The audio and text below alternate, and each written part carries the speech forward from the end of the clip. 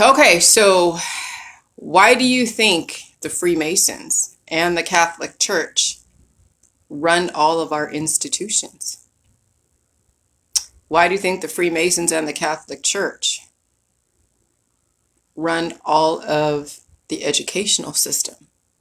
Institutions, educational systems, yes, government, because they're the ones that know how to program humans based upon the divine potential they gave to us way back in the beginning of mankind. Actually, not the beginning of man. Well, yeah, maybe the beginning of mankind. Because I could take everything all the way back to Genesis, to where God created heaven and earth in 7 days. That all came from the universe. It came from image, matter, acids, acids, which actually give you form, gases, and electrical impulses, of which then, yes, electromagnetism, sun, moon, stars, all of that, they are what give you the form, they are what give you the energy, the light. And then, yeah, salt, the minerals. Salt is the bringer of light, just like the sun. That's why there's so much sun worship, because sun is what gives us the energy. It not even just energy, it gives us the intelligence. And so salt is a mineral form of the sun. But you have to couple the salt with the covalent bonding with the acids. The proteins are made up of acids. Acid is what is your divine potential. And so if God can create heaven and earth in 7 days, then yes, they can make the prototypes of animals and humans, and also give the knowledge and the intelligence, because there are intelligent animals and there are intelligent humans, different levels of intelligence, yes. And then, of course, we learn that the Greek gods of way back in antiquity, all the way up to today, have then figured out how to commodify the art of programming animals and humans. And so that's why, education is important. But why is it important? It's because it at least gives you a foundation. But then if you don't know what you're using the education for, and you see how messed up the world is, and everybody is trying to make the world better, but they're still working from the same people who have created the situation to begin with. And so it becomes then this loop of insanity, of which then, yeah, I can see why people reject education. Because, yeah, you go to Stanford, you go to Harvard, you go to Yale, you go to Berkeley, you go to Pepperdine, you go to all these different theological colleges, and you're trying to create programs and trying to create agencies and create foundations to make humanity better or streamline humanity, but people are still having issues. They're still glitching. And so, yeah, a lot of the world becomes disenchanted with everything in higher education, because they're not really changing anything. But maybe they are, maybe they aren't. Or we're just going through that endless cyclical revolutions of different types of de-evolution.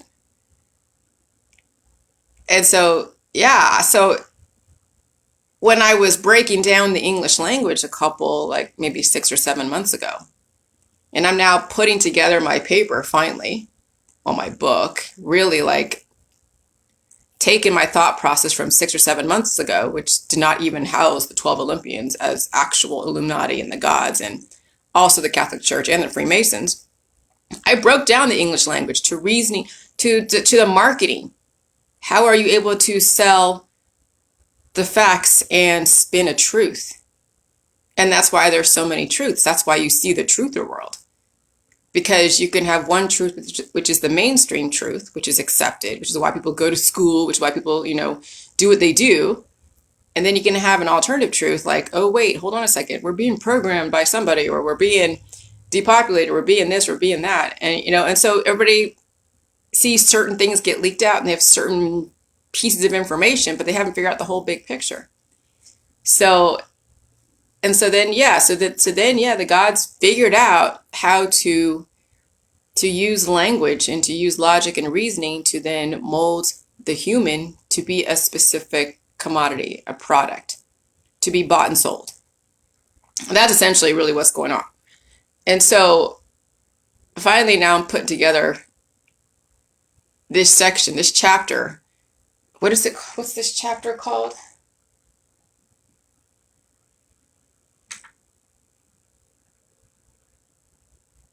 This chapter is called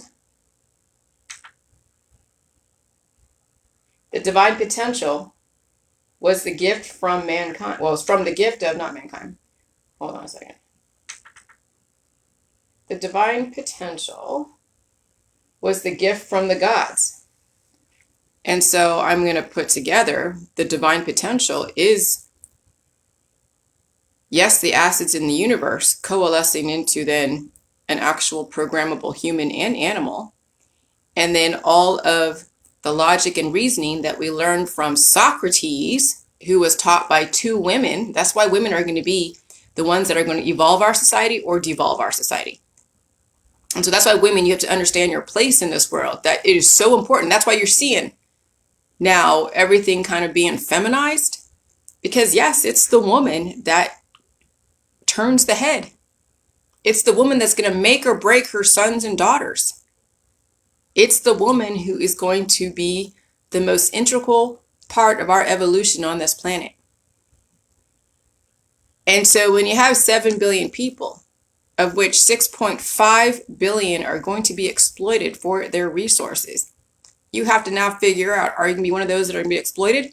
Or are you going to be one of those that are going to not say enlightened, but are going to understand with the bigger picture and stay on this earth and work with the balance of all of your divine potential, which is your biochemistry, which is broken down into hormones. And the hormones are broken down into acids. And those acids are broken down into the elements on the periodic tables. And then it's run by the intelligence of light and of salt and of then just the balance of the ionic and covalent bonding. And you take it down to the microcosmic part of the universe, which is breaking down cellular thermodynamics, which is physics, it's biology. And so you take all the logic and the reasoning that Socrates gave to the people of his time, where he created the academies. Then these academies turned into Ivy League colleges, state colleges, that then spin out widgets of humans who are then only knowing one tiny piece of the pie, like a tiny, tiny piece of the pie. And then you have your experiments and you have your hypothesis, and then you're drawing conclusions from that and creating a truth based upon intention, based upon purpose. And so what does the Jilly Juice do? We're like, okay, we understand academia. We understand the academies. We understand the value of working from a universal platform of concepts and definitions of specific words. But we can create another truth from those facts. Because what's a fact? A fact is a noun, a person, place, or thing. So when I actually broke down the English language like 6 or 7 months ago, a fact is a person, place, or thing. And then what is a truth? When you actually add adjectives and verbs to that truth, which is someone's perception of what they want you to think. And that's all the marketing. That's the logic and the reasoning the gods gave to Socrates and gave to Plato and Aristotle, and then all of the different philosophers of their time, of which then you study that in Hellenistic studies or any other types of philosophy in higher education. But you're not putting together the whole piece of the pie. You're only getting one aspect of it. Because then when you're that compartmentalized, there's no way you're going to bring everything together, because you had to pick a major. You couldn't go and say, okay, I wanted to know everything. How much is it going to cost me to know everything? No. When you go to a college like Stanford, you have to pick a major and a minor, which means you only get maybe 2/3 of the picture, if that. I'm just being generous by saying that if you pick a major and a minor, you get 2/3 of the information of the world. But no, I think it's less than 1%. Even a PhD person will not get the bigger picture. They only get the bigger picture. They only get the picture that was given to them of what academia wanted them to see based upon what they paid into their education. Now, you can have 10 degrees and still not know the bigger picture. But then, your lifespan in our earth is like maybe 100, less than that. And then once you have achieved something and you're tired of studying, learning everything, now you want to just work for a company or work for an agency to go and roll out whatever it is that you've created or you piggybacked on. And so then, the learning stops. Now it's just the sustainment of your discoveries from a collective level. Because no, you didn't really have every single idea that you had wasn't super original. It was on the backs of philosophers and thinkers of our times. Maybe you might have something that's new and different, still within the limitations of academia, but it's still catering to the same outcome. How much more control over humanity, and can we sell the perception we're prolonging your life by understanding that a lot of evolution could kill you? So if you find ways to tweak and stop the action potential and tweak your hormones and patch you up here and patch you up there, but not really patch you up at the root level, then that's how they can then sell and commodify every aspect of your existence. Yes, hi, Patricia. Oh, it makes sense. Now I see the bigger picture. When I look at Fantasia, when my parents rammed Disney down our throats, and then I'm in the conspiracy world learning about MK Ultra and Disney and the 33rd degree Masons and the Freemasons, all that stuff, and I'm just like, holy shit! I was raised in that that type of environment. My parents loved Disney. Now I understand why. Now I understand why my parents had all the different, like the centaurs and the head of a devil with the horns overlooking our living room. Not that they were satanic. They were honoring the Greeks. But people want to call them Satan because that's how humans are able to rationalize good and evil and what they don't understand. So they call their names satanic. The Illuminati are not satanic. They figure out how to exploit they figure out how to exploit the divine gifts from the gods in a human. And so we had a little cedar that was like a doorstop that was in the corner of the room. We had a lot of art and painting that had to do with Greek mythology, Greek this, Greek that. And then a lot of Jewish, paintings and stuff like that. I went to Sunday school, went to a synagogue. So Greek mythology, Greek history, and Judaism, they seem to go hand in hand. I never made that connection.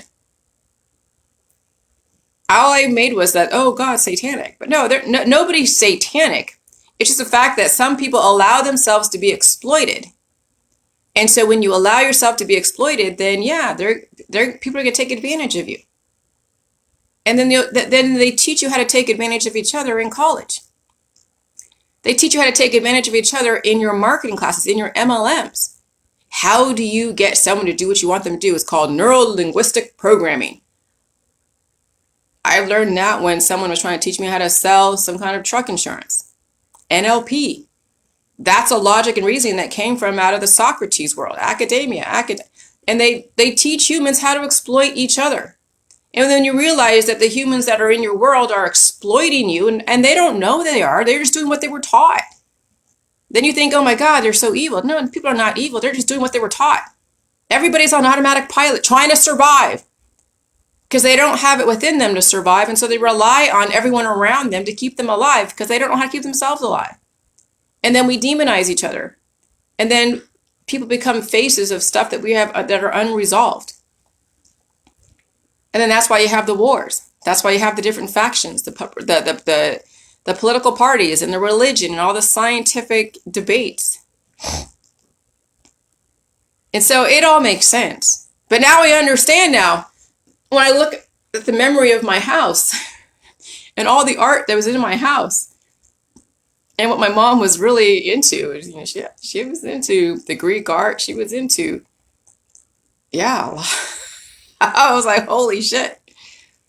Disney. Watch the old Fantasia. Right there. I remember watching Fantasia. My favorite movie out of Disney was the old Fantasia, The Sorcerer's Apprentice. You know, the mythical unicorns. They're probably not mythical, but the unicorns are flying, the Pegasuses that were flying. You know, the devil portion of that. There is a devil portion. They're showing Genesis, and Fantasia shows Genesis, that God created heaven and earth. I could see, yeah, when God created heaven and earth, the sun, moon, and stars in 7 days. It's not like that just all of a sudden existed. The only time that they exist is when you give words to it. Okay? Just like when you give words to something, you create an existence. Right, Patricia? And so when you give a word or a name to something, you now bring it into existence. So that's why it'll make it easier for a lot of you in your relationships. When someone says your name, when someone contacts you, they want you to be existing in their world.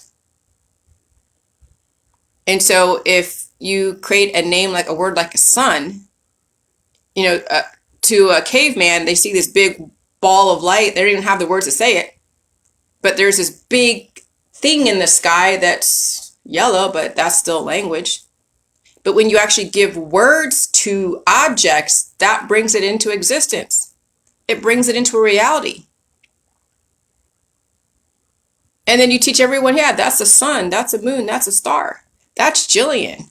She means a lot to me. She doesn't mean shit to me, so I'm not going to say her name. I'm not going to acknowledge her. So that's the whole thing with existence. And so that makes sense, yeah. So language does create realities. You know, the numbers are the language of the gods because you can convert numbers, binary code, into letters. Okay, everything in the IT world, this is for you, Patricia Ann Cook Reiser. Everything in the IT world can be converted into numbers and letters and into images. Virtual reality to physical reality. Actually, they're not that different. They're not that different, except one doesn't actually have meat and the other one is just made up of a hologram. But you give it language, you give it a way to communicate, then you don't even need to have the meat suit. All you need is just a way to receive, be a receptor, a way to receive the signal. And that's physics, the chemical signaling, the hormonal signaling, and then the programming behind it. When you get a good signal with your cable, it's because they have a very direct way of sending information and data to your cable box, which then gets transferred through Wi-Fi into your house, then to all the different devices are able to receive it. That's a very strong signal. When you have a strong picture with high resolution, that's a strong signal. Well, that's just like a person. When you have really definitive signals in your body, you're not going to be degrading. And then you have the coalescing of all the different minerals and fatty acids and amino acids and prohormones and minerals and all that stuff. Then you actually are a physical being. And so the gods knew this. And I could tell you, I bet you the gods are probably, the Rockefellers or Rothschilds.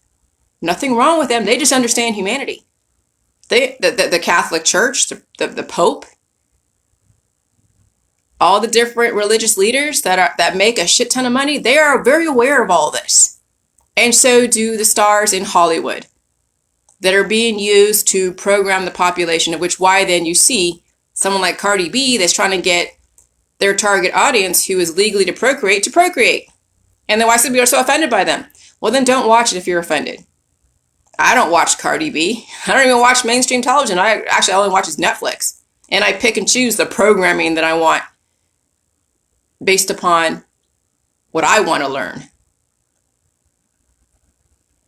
And so, so a lot of people know about this stuff. And that's why you see some of the lyrics are very apropos to what's going on with humanity, because they're aware and they've been exploited and they've been pressurized by conditioning to bring up the very extraordinary abilities that they have. And then, yeah, they've been, the drugs out there, especially back in the 1960s, and they're doing the experiments, the 1940s, 1950s, the CIA MK Ultra, the different experiments that came out of World War II, then was transferred to America. It was right now we're in a friendlier experimental environment where we have the Freedom of Information Act, and then you have waivers. You are aware that this is really untested, so the outcome is not going to be typical, or typical results may vary, or some shit, you know. You always get the fine print. And every single drug, every single vaccine, every single everything, that is not really universal for everyone. But people are asking for it. They don't want to feel pain. They don't want to feel their evolution, so they're willing to risk cancer, disease, chronic illness, and potentially death. And that's the world that you live in. But it doesn't have to be that way. But you have to understand where you came from.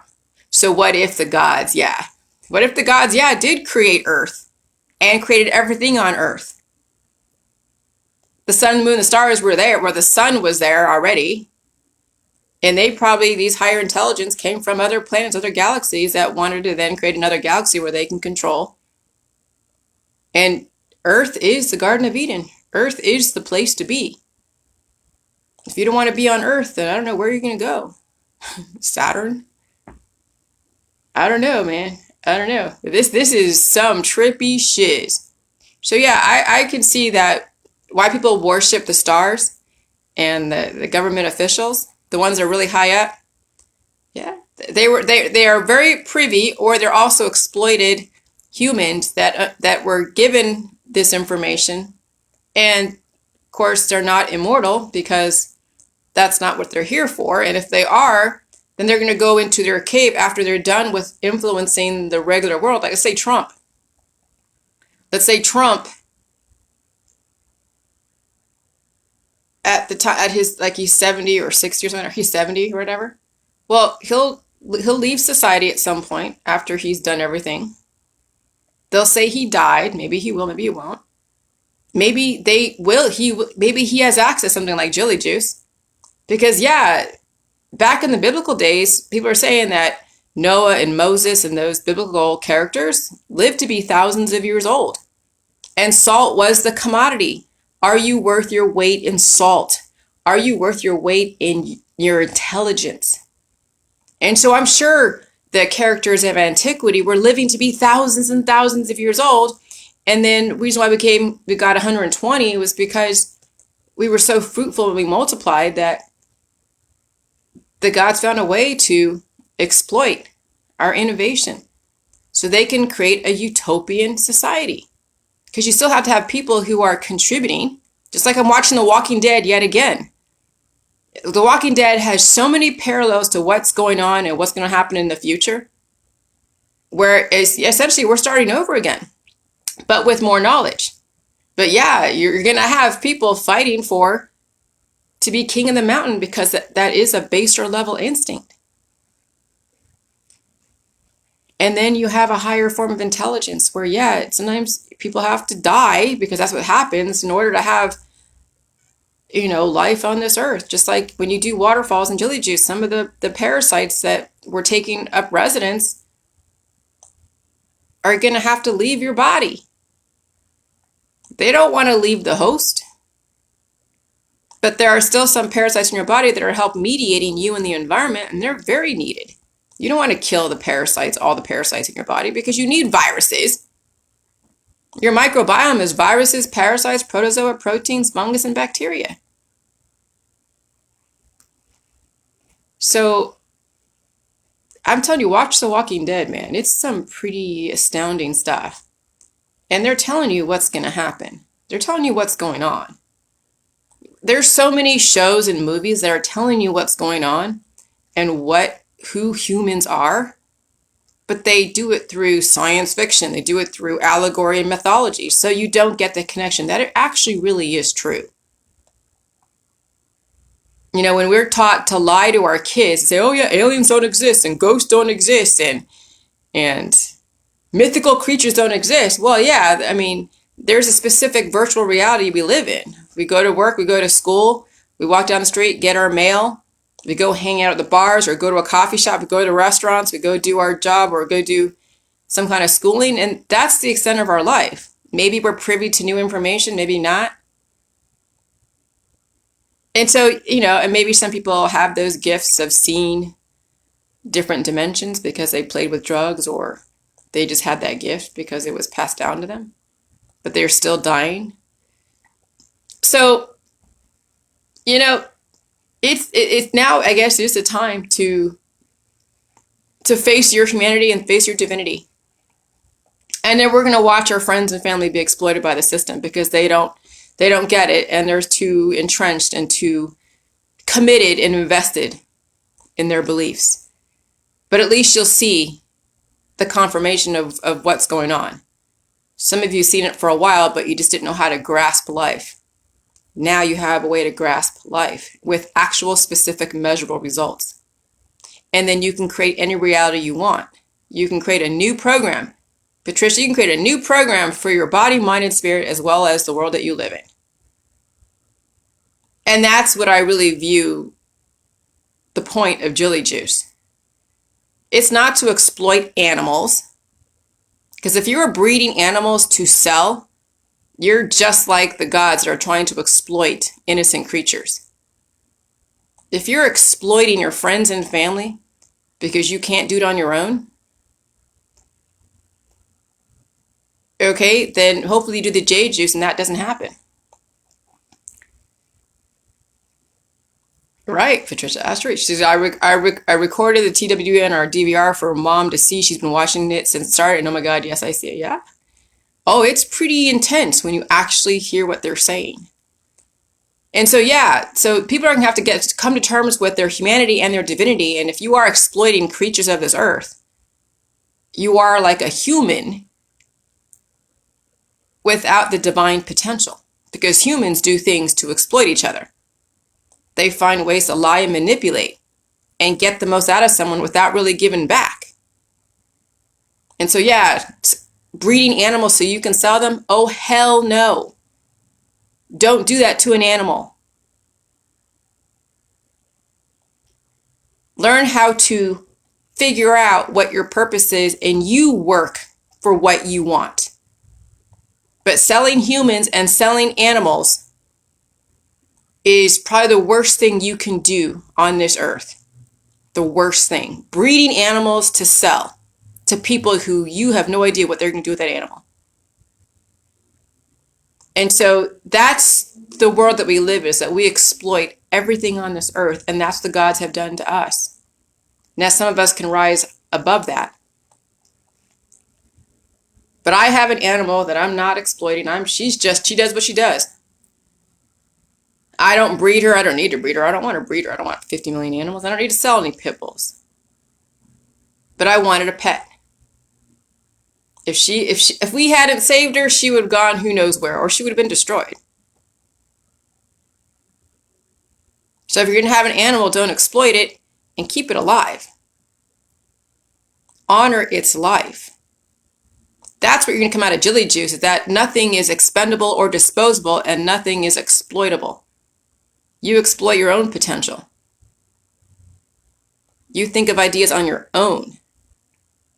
And then if somebody gives you an idea, then you reference them, just like you reference in a bibliography. I didn't think of all these things, so I have a bibliography that's 300, 400, 500, 600 lines long, because I am honoring those that had done the research prior to me. Now I'm thinking of new ideas, using their research and substantiating too.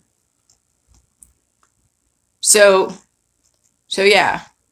So the Jilly Juice is and that's why I said, Jilly Juice is not a vehicle to make a shit ton of money. Jilly Juice is a vehicle so you can get your body, mind, and spirit and figure out how you want to help humanity. And if it means writing a book, great. But maybe you have a higher purpose of something else to make certain industries better, more streamlined, less corruption, more transparent. All of you are in different industries, or maybe you're retired and you could help your community in some way, shape, or form. I'm not saying selling Jilly Juice, hell no. But you be the example and stand the test of time. Because that's going to be your only confirmation in a world that is dying. And so you are the seed in your community. You're not a seed to a stranger. I mean, maybe you drop Jilly Juice, but they're like, well, what's the context of this? Why should I do Jilly Juice? They want to go and get a cure for all their disease. Jilly Juice isn't a cure, so you really can't sell Jilly Juice to a stranger. It's your friends and family that are going to see the difference in you. And some will take to you and some won't. But at least you're giving them the option. And maybe you go on Facebook Live and maybe you have an audience of people watching you go through your struggles if you are a public person. If not, then don't worry about it. But it's really your friends and family that you're going to be touching the most. Spiritually, physically, intellectually. So, that's all I can say. Maybe you can give it to JJ Chicken, well, of course you can. Nobody says you can't. Nobody says you can't give it to your animals. Of course you can give it to the animals. No animal and no biodiversity is immune to indefinite life. All life needs salt, action potential. It needs nutrients. They need sugar. What is the feed for chickens made up of? Sugar. And whatever else. And vitamins and nutrients. And salt. They eat vegetables. So there's no reason why you would not give JJ juice to your farm animals. The ones that you're not going to eat. That you want to produce eggs. That you want them to produce eggs. There is nothing immune to J juice. Every single biodiversity can do J juice. Every single biodiversity can do J juice. But with animals, they have predispositions. And whenever they get a new upload, since their bodies are smaller, they're going to feel those predispositions. First, you'll see it in the skin. Like my dog, it's like March. It's been hot. I have not seen a flea on her at all this season. No flea at all. She's going through her healing, yes. She's got her nails done and everything, and she's going through her healing, yes. Every time a new variant comes into the environment, she feels it. But I have not seen any flea on her. But in the beginning, when you are getting your animals finally on that track to life, they're going to feel every single predisposition that was bred into them, because animals in our society have been reproduced on top of, they have been our poor animals in our society have been enslaved to humanity, because we're breeding to sell and then to dispose. Okay? And that's what I want to change in our society, is that humans are not disposable. Neither are animals. Neither are our children. Neither are our grandparents, our aunts, our uncles. Nobody is disposable, and life isn't pointless. Life isn't just to go have your pleasure and be one big drunken brawl and then go out with a bang. That's not what life is. But hey, if that's what your life is, fine. Then you don't value life. You value that temporary moment. And then you're done. And so that's the whole point of Jilly Juice, is we value life. We realize that people are going to do J Juice at their own pace. Some will stop it. Some will try to use it as a Hail Mary, thinking that it's going to be some kind of cure. And then they find out that that's not what J Juice is. It's not a cure. You're not going to all of a sudden one day wake up and be a very evolved human being that reversed the aging process in like 2 days. Oh no, it's a process. You've had generations and eons of crap done to you. Trauma done to you. And now you got to face your ancestral trauma as well as whatever you experienced in your lifetime. Not everybody is strong enough for that. But no, J Juice is not a Hail Mary. It's not something that you just do thinking that's going to be the cure-all. Cure-all is death. Death is a cure to pain. Death is a cure to life. So if you believe in cures, then there's no reason why you should be doing J Juice. Because then that's a total misalignment and it's a misrepresentation of J Juice. J Juice is not a cure. You go get a vaccine, or you go get a therapeutic if you want a cure. Yeah, a little bit of your death every single day. People don't care because they expect to die anyway. So they don't care if every single time they take their pill, powder, supplement, detox, and whatever, that a little part of their body is dying every single day. They're okay with that. They've been taught that that's fine. So then don't do J Juice, because you will not like the feeling of life when you're trying to revert back to the life trajectory. So that's why only a very small people can do J juice, because some people will go through the long, hard process. Others, they want the shortcuts. And when you want the shortcuts, your life is temporary. Your life is that, but just a little blip on the screen, because less than 100 years is nothing. Being on this earth less than 100 years is absolutely nothing. You learn just enough to be a cog in the wheel in the system, and then you're disposed of. Maybe you have a legacy.com on you, of which some of your friends and family will visit every so often, and then after a while, nobody visits it, and then it's out there in cyberspace. Because at some point, everyone that you grew up with will be gone. And no one's going to remember who you are, because now a whole new generation is now around, going through their same bullshit, same revolutions that you went through, but they're going to call it something different. They're not going to call it a hippie commune. They're going to call it an off-grid. There'll be different names for the same stuff, because it's all the same shit. Humans are predictable, and they go through cycles until you break the cycle. And so at some point, yes, you're going to have to realize this. It's pretty fascinating. But yes, the Catholic Church, the Freemasons, yeah. Greek mythology, Greek history. It's not mythology, it's reality. But that's going to blow your mind, especially if you're so entrenched in your religion and your belief and everything. Your politics, your religion, and your science. So it's fucking amazing. We're in a totally amazing time of our life. Some of you will get it, some of you won't. But that's okay. At least I dropped seeds, and now it's up to you to water it. All right, bye.